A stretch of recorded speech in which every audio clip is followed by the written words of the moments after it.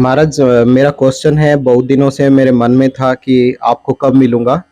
और एक क्वेश्चन था कि आजकल जो एआई के थ्रू जो ठाकुर माँ स्वामी जी के फोटो को चेंज किया जा रहा है, और ये एआई जो है आगे चल के माने इसी फोटो को लोग देखेंगे जो अभी वायरल हो रहे हैं। तो इसके बारे में मैं आपसे माने पूछना चाहता हूँ कि इसको कैसे रोका जाए और कैसे किया जाए। तो महाराज जी, आप इसके बारे में थोड़ा बताइए हमको। अच्छा। जी।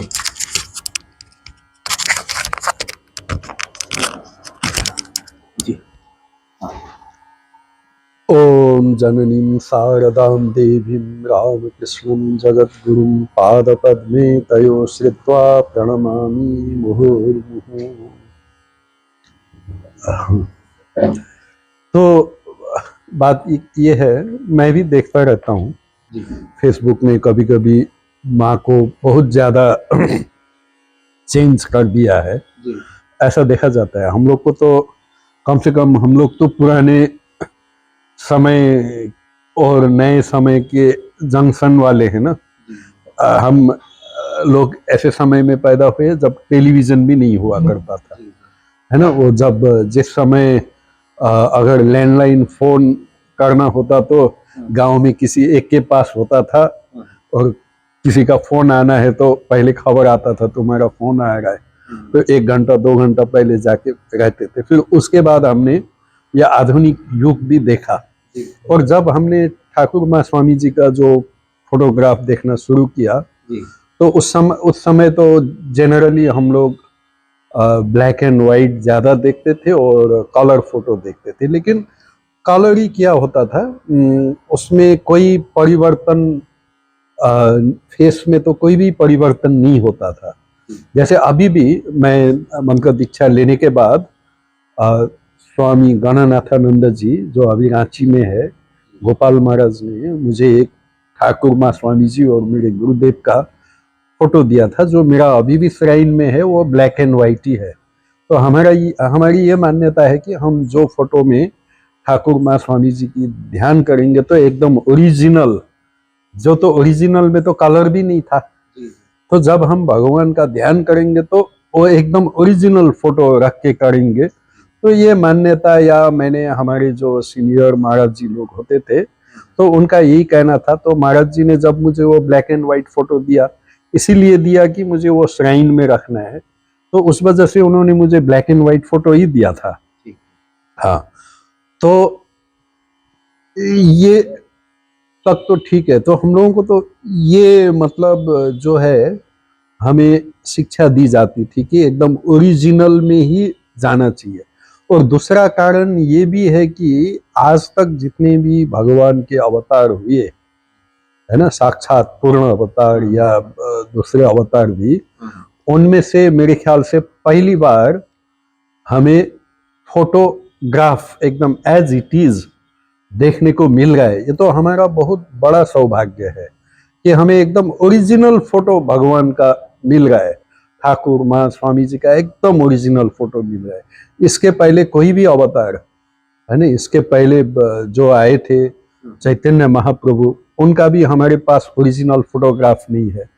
उसके बाद आदि शंकराचार्य, जो मतलब आधुनिक काल के होते हुए भी, या भगवान गौतम बुद्ध, है ना, ये सब, उनके भी हमारे पास ओरिजिनल फोटोग्राफ नहीं है। हमें आर्टिस्ट ने जिस प्रकार से उसको एक्सप्रेशन देके बनाया, उसमें डिपेंड करना पड़ता है। लेकिन हमारा सौभाग्य ये है कि हमारे जो प्राचीन काल में जो आर्टिस्ट हुए, जैसे रवि वर्मा, या जिनकी आज कल हमें, जिनके माध्यम से ये फोटोग्राफ या पेंटिंग वगैरह जो मिलता है, फोटोग्राफ तो नहीं, पेंटिंग वगैरह जो मिलता है, उसमें फिर भी कोशिश ये की गई है कि जो भगवान का जो दिव्य रूप है, जो डिवाइन एक्सप्रेशन है, उसको बिल्कुल उस तरह से, चाहे अब वो चेहरा उस समय उनका ऐसा था या नहीं, ये हमें पता नहीं, है ना। जब पेंटिंग बनाते हैं तो उसमें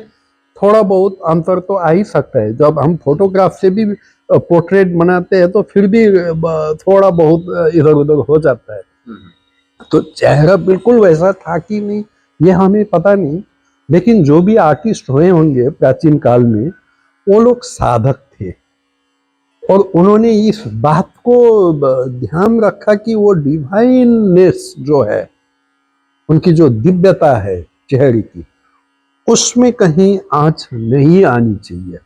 तो उस हिसाब से चाहे ही भले ही हमें पता नहीं कि वो एज इट इज हमें फेस मिलता है कि नहीं उन सब महापुरुषों का या अवतार पुरुषों का, लेकिन इतना तो हम बोल सकते हैं कि जो भी आज तक हमारे पास पुराने जो पेंटिंग्स भगवान के जो हम घरों में पूजा करते हैं, जो ज़्यादा प्रचलित है, या भगवान गौतम बुद्ध या बाकी जो देव देवियों का, या जो मूर्ति भी जो बने हैं, इसमें वो आर्टिस्ट ने साधना करके, है ना, साधक के रूप में बहुत दिन तक साधना करके उस डिवाइन एक्सप्रेशन को लाने की प्रयत्न किया है। ये तो हम समझ सकते हैं उन पेंटिंगों को देखने के बाद।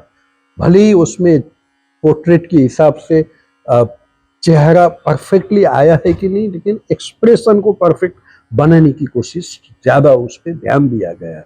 और अभी तो हमारा आधुनिक युग में ये सौभाग्य है कि एज इट इज, जैसे भगवान रामकृष्ण देव निर्विकल्प समाधि अवस्था में है और उसका हमें एज इट इज फोटोग्राफ मिल गए, वो भी केवल अवतार पुरुष का फोटोग्राफ नहीं, अवतार पुरुष का वो भी समाधि अवस्था में, है ना, समाधि अवस्था में जब है, या भाव के उच्चतम अवस्था में, है ना। ठाकुर जी की तो सबके सब समाधि अवस्था में है, स्वामी जी की ध्यान अवस्था में है, या बाकी सब चीज में तो स्वामी जी का, माँ का भी पूरा भाव अवस्था या समाधि अवस्था में है, और स्वामी जी की भी ध्यान अवस्था का है, बाकी भी सब उसी दिव्य भाव में है, डायरेक्ट डिसाइपल के भी है ना।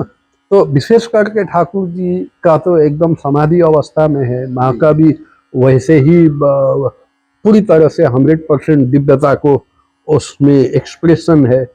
तो ये देखने से ही हमारा मन जो है एक किस्म से शांत हो जाता है, ध्यान में ध्यान करने में बहुत आसान होता है जब ये देखते, क्योंकि 100% एज इट इज मिला है वो डिवाइन फॉर्म को।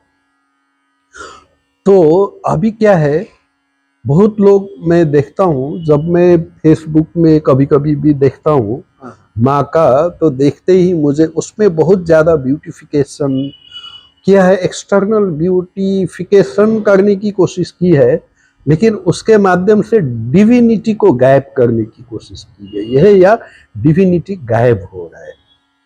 तो जैसे ठाकुर जी के बारे में हमें पता है ना, जब ठाकुर जी कहीं चले जा रहे थे, मेरे ख्याल से कामारपुकुर में, तो सब लोग ठाकुर को देखने के लिए इकट्ठे हुए थे।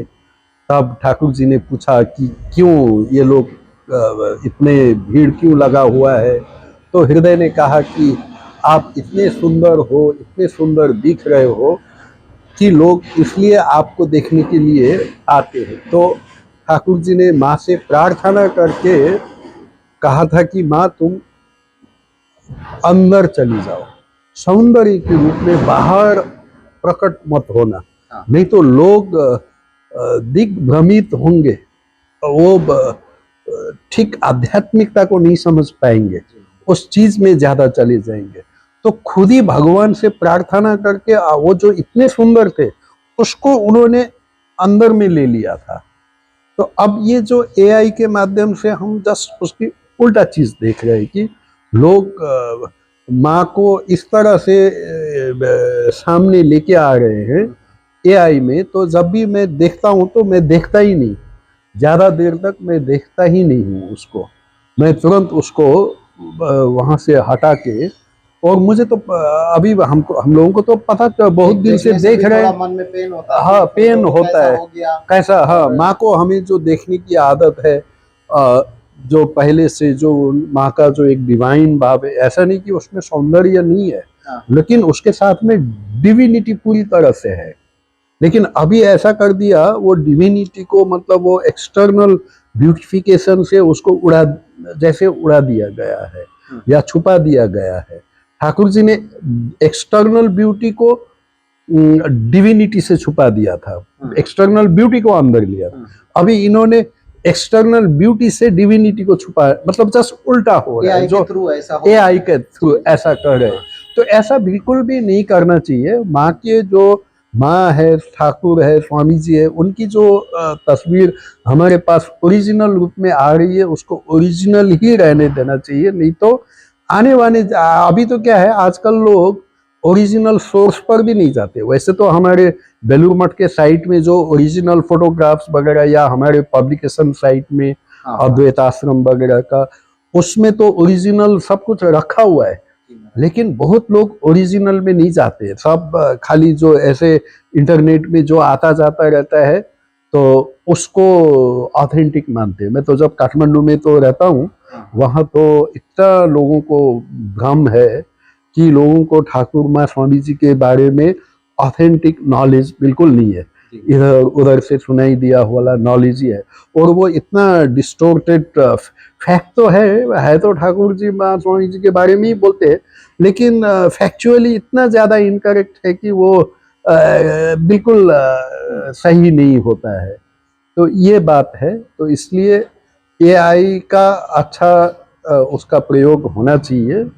हाँ, हमें जैसे कोई कुछ ये बनाना है, हाँ, बैकग्राउंड तैयार करना है, या कुछ बहुत सारे एनिमेशन बना सकते एनिमेशन, हैं, हाँ, एनिमेशन बना सकते उसके हैं, ऊपर में बच्चों वो को सब देखने बहुत, के लिए। हाँ, बहुत कुछ कर सकते हैं। लेकिन ठाकुर माँ स्वामी जी का जो हमें ओरिजिनल चीज मिल रहा है, और जो इतना डिवाइन फॉर्म, उसको ऊपर जो है ज्यादा खिलवाड़ करके हाँ, लोगों को वो ज्यादा भ्रमित होगा। और अभी महाराज जो ये एआई का थ्रू जो फोटो क्रिएट किए जा रहे हैं, ये फोटो क्या है कि अभी कुछ आने वाले समय में एआई इंटेलिजेंस के थ्रू जो फोटो क्रिएट किए जाते हैं, उनके पास वैसा बुद्धि तो जो व्यक्ति के पास जो एक श्रद्धा से जो देखने का, वो तो एआई के पास नहीं है।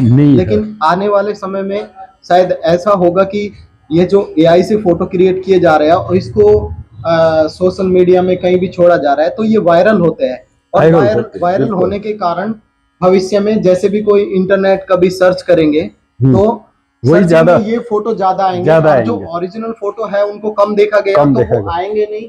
आने वाले आगे बच्चों के सामने माने एआई के थ्रू जो क्रिएट किए फोटो कोई भी सर्च मारेगा, क्योंकि आजकल तो इंटरनेट का जमाना है, तो उसके थ्रू एआई के अंदर वैसा आत्मा तो नहीं है, वो भाव नहीं है, लेकिन मनुष्य के अंदर है। मनुष्य के अंदर में भाव है, लेकिन फिर भी जो डिवाइन पिक्चर को मैं बोला, जैसे पेंटिंग बनाने के लिए साधना करके बनाते थे, खाली आर्टिस्ट होने से भी काम नहीं है। उसके ऊपर साधना करके, ध्यान करके, एक थोड़ा आध्यात्मिकता को प्राप्त करने के बाद में वो पेंटिंग बनाते थे। तो एआई से तो वो होगा ही नहीं। तो मतलब एआई का अपना, उसका अपना फंक्शन है।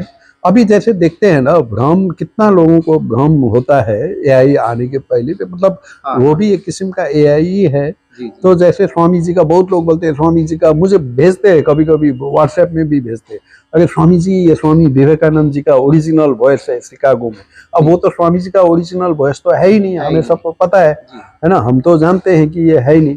लेकिन ज्यादातर लोगों को वो जो इंटरनेट में दिया गया है, किसी और ने वॉइस डाला है, तो उसी को स्वामी जी का ओरिजिनल वॉइस बोल के बहुत लोग प्रचार के ऊपर एक स्वामी जी आत्मा श्रद्धानंद जी महाराज जी भी एक वीडियो किए थे, उसके ऊपर महाराज उन्होंने भी इस चीज को बताया था। तो अभी आप जो लोग हैं उनको आप क्या कहना चाहेंगे, माने इस बारे में, इसको कैसे या तो डिलीट कर दिया जाए जिसको भी मिले, या कैसे सबसे बड़ी बात है थोड़ा माने स्प्रेड करें मैसेज? एक तो ये सब चीज को जो ओरिजिनल दिव्यता का भाव है उसको समझने की कोशिश करें।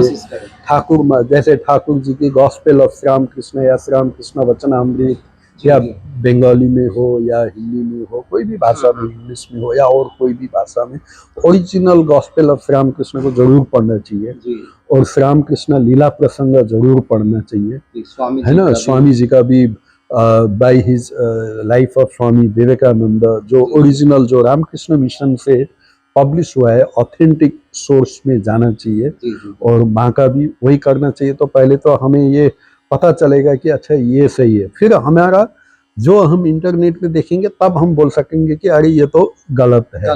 हाँ, फिल्टर करने की कैपेसिटी, हमारा जो मन है एक फिल्टर जैसा बन जाएगा, तो हम फिर वो जो कौन सही है कौन गलत है वो ऑथेंटिक है, वो सब हमारी क्षमता बढ़ेगी। इसलिए सबसे पहले तो ये सब सोर्स हमारा जो main publication gospel of Ramakrishna, Lila Prasanga, माँ का जीवनी, है ना, और उपदेश या स्वामी जी की complete works of Swami Vivekananda, उनकी जीवनी, ये सब चीज़ को हमें पढ़ना चाहिए। और वो इंग्लिश में तो by his eastern and western disciple भी जी है। महाराज। तो ये सब चीज़ को पढ़ना चाहिए। और जब जब भी ये सब चीज़ें इंटरनेट पे आती है तो उसे हमें डिस्करेज करना चाहिए। जी तो उसमें हम फेसबुक में हो या कोई उसमें व्हाट्सएप में भी आए तो उनको बोलना चाहिए, देखिए इस तरह से आप लोग मत कीजिए, ये सही नहीं है। एआई फोटो को माने एआई एडिट फोटो मत करिए एडिट भगवान का करके, फोटो हाँ, का ऐसे। ऐसा करके उसको ज़्यादा